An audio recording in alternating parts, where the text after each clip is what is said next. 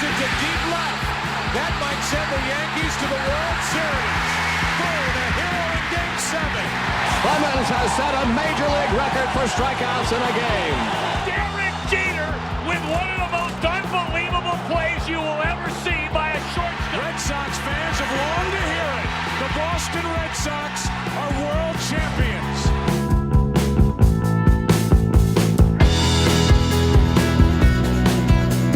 Welcome to Fanbase, a deep dive into the greatest rivalry in sports. Episode 1, How It All Began. I remember stories of my grandfather sitting in the living room with the radio on, listening to the Red Sox, and then getting so angry he would turn it off with a huff and go outside to the garden. I remember stories of my dad going to Red Sox games with my grandmother on Ladies' Day when women went for free. I, of course, remember seeing highlights of Carlton Fisk trying to will a ball fair in the 1975 World Series against the Big Red Machine of the Cincinnati Reds, as if I was there, but I was 4. I also remember, as a baseball player myself, as a 12-year-old, all I wanted to do in this whole world was make the All-Star team, and I didn't. I do. I remember that. And then, of course, I remember this play in 1986. Little roller up along first, behind the bag. It gets through Buckner. Here comes Knight, and the Mets win it. That's when I believed firmly in the curse of the Bambino. Everybody in my house knew that the Red Sox sold Babe Ruth to the Yankees, and life had been pretty poor ever since. And then, of course, I was 7. I kind of remember it, but no one can forget the damage done and the phrase that will live still forever in Red Sox Nation: Bucky bleepin' Dent. Deep to left. Yastrzemski will not get it. It's a home run. A 3-run home run for Bucky Dent. The Yankees now lead it by a score of 3-2. Bucky Dent has just hit his 5th home run of the year into the screen. I remember as a little boy lying on the living room floor, my dad scratching my head, watching the Yankees on WPIX, Phil Rizzuto, the scooter, calling the games. Holy cow! At all the big plays. And then he would run out of the game early to make it over the GW bridge. And my dad always laughing at that.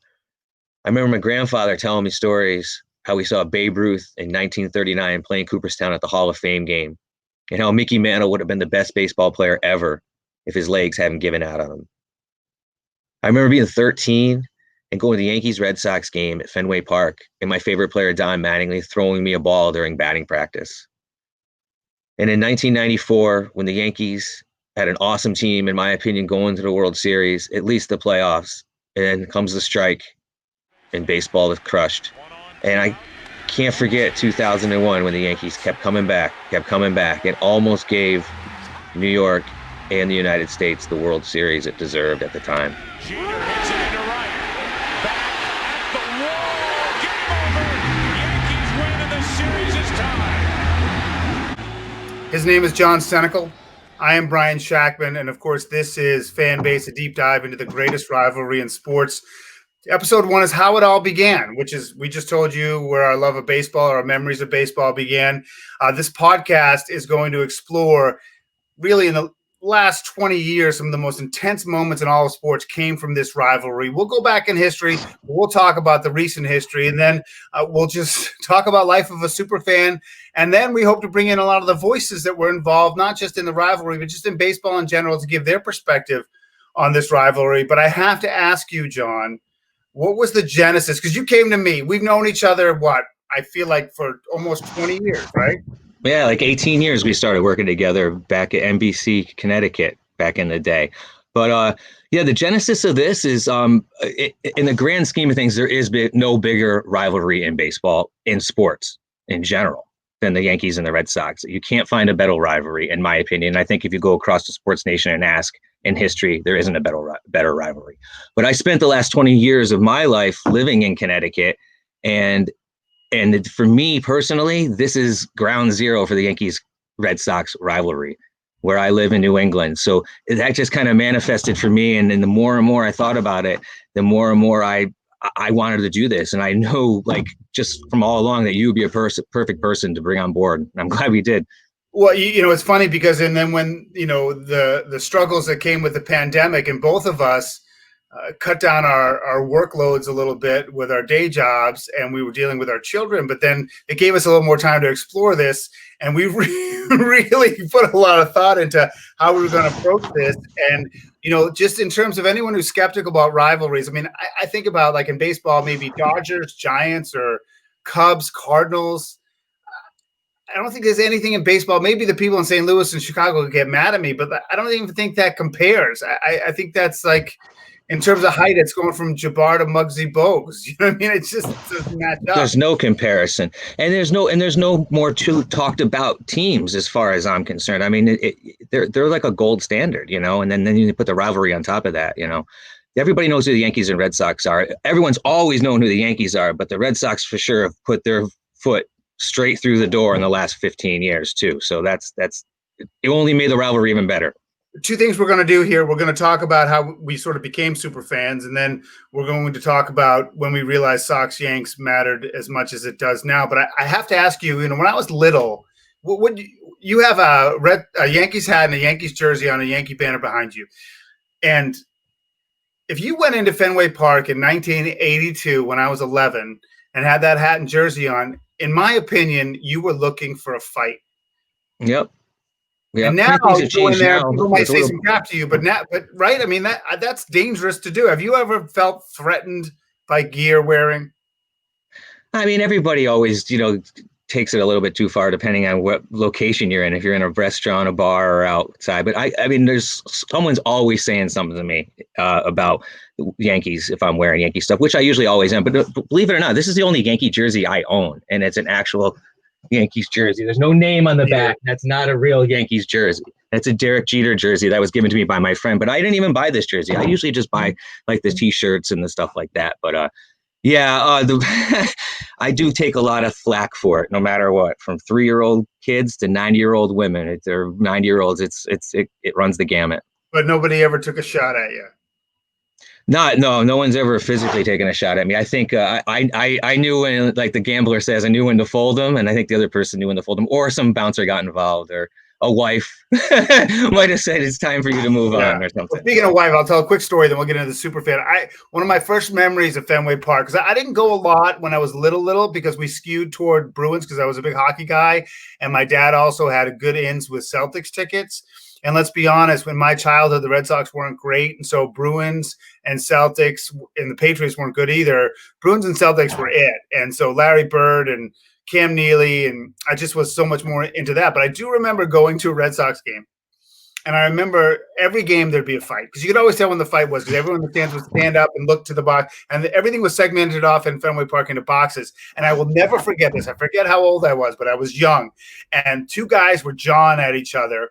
And one took a huge swing at the other guy, missed him, and hit the wife or girlfriend right. Oh, and it was over. And knocked her clean out. And like it was. Yeah.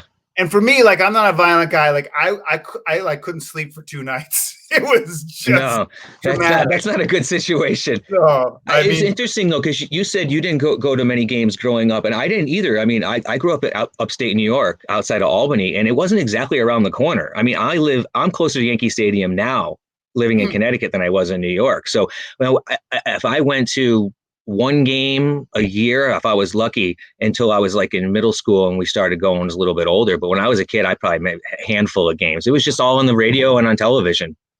Okay, so that brings up the great point, which is the next thing we want to talk about is, I've always, even when I met you in 2002, you were a super fan. I didn't consider myself at that time a super fan, but you were. And I won't get into some of the stories, maybe later we can, of how it was confirmed to me that you were a super fan.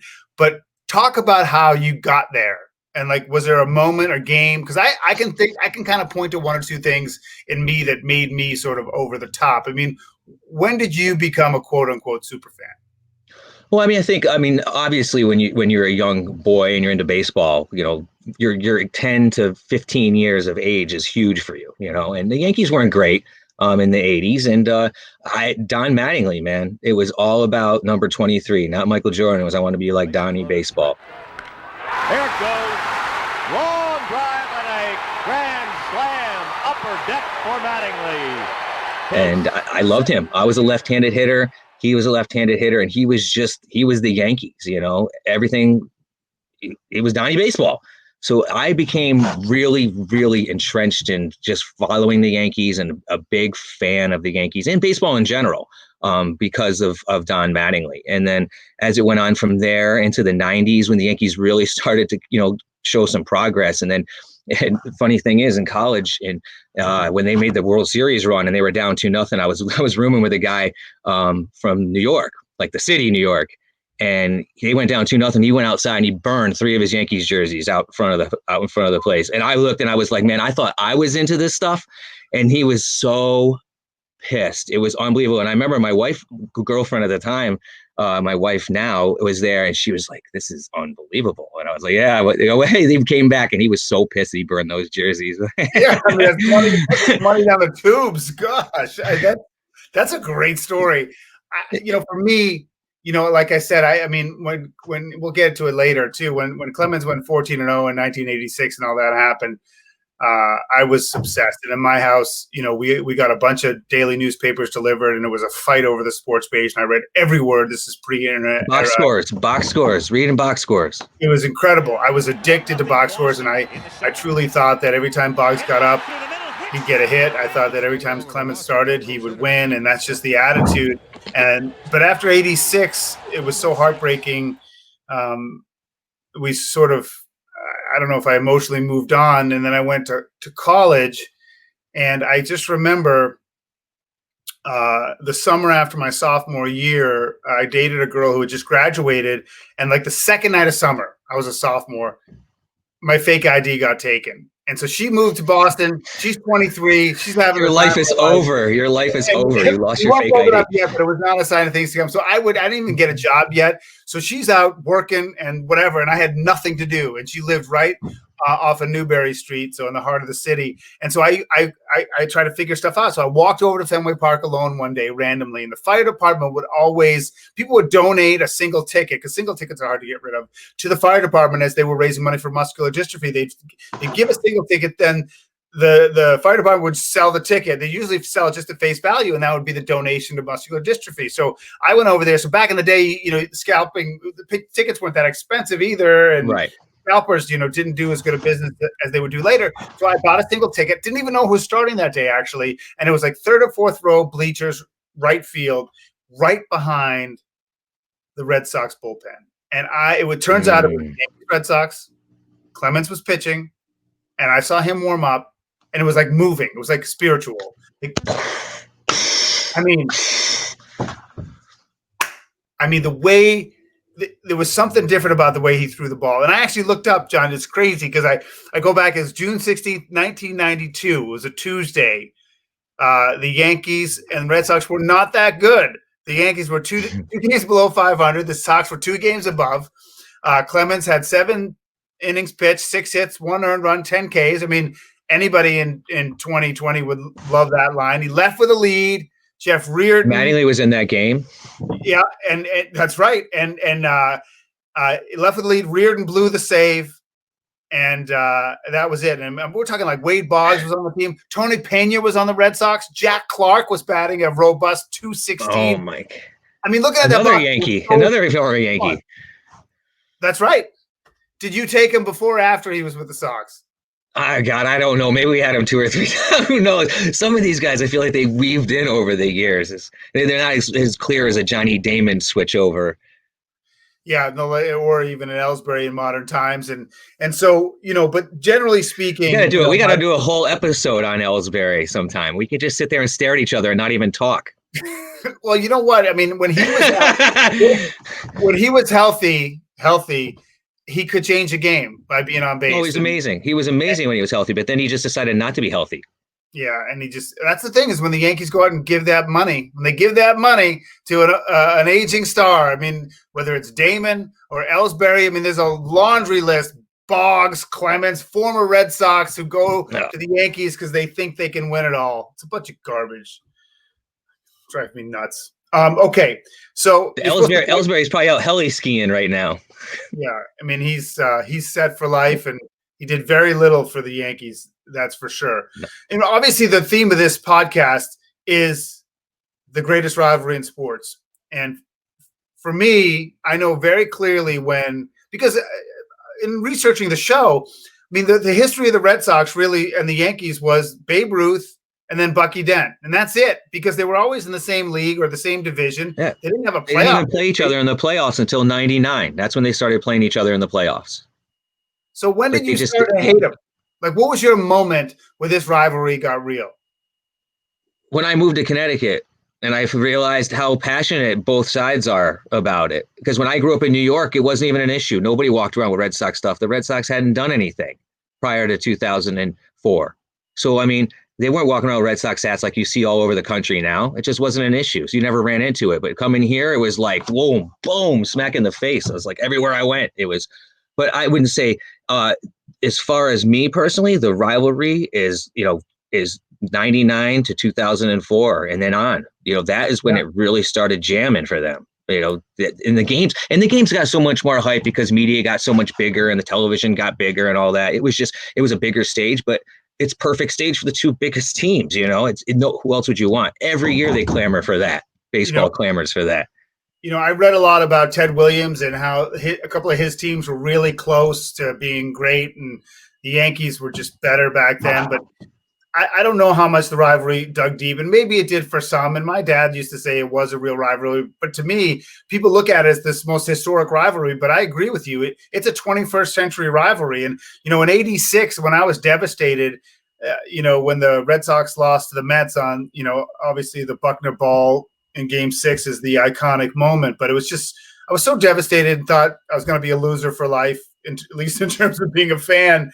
But it wasn't about the Yankees. It was just about the Red Sox being losers. We blame the Yankees, right, because of Babe Ruth, but there wasn't a hatred of the Yankees until one guy came along. And who do you think that guy is? Can you guess?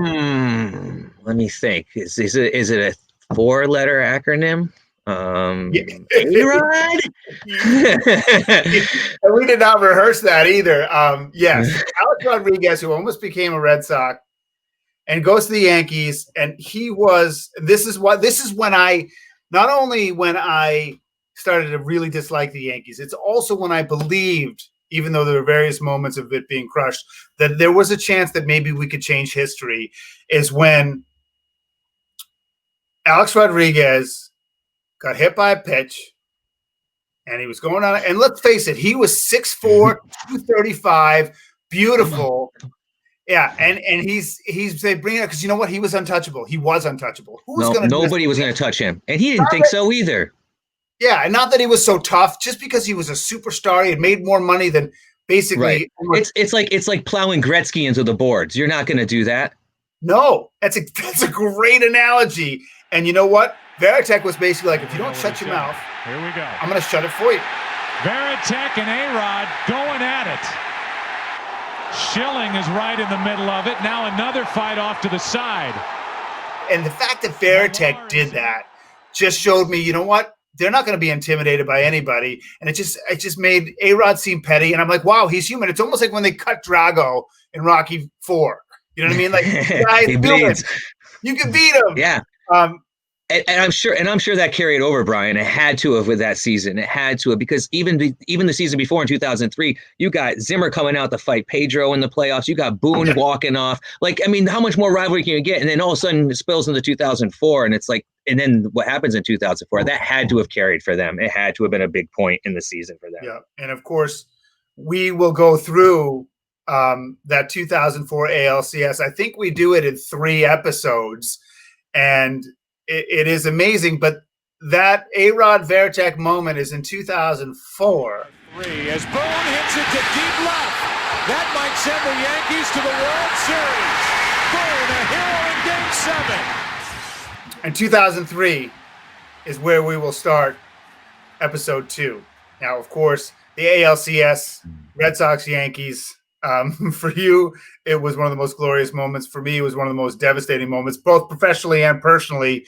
And that's why we call episode 2 Aaron Bleepin' Boone. John, just tee it up just for a second in terms of how that win stacks up for you in terms of your career as a Yankee fan.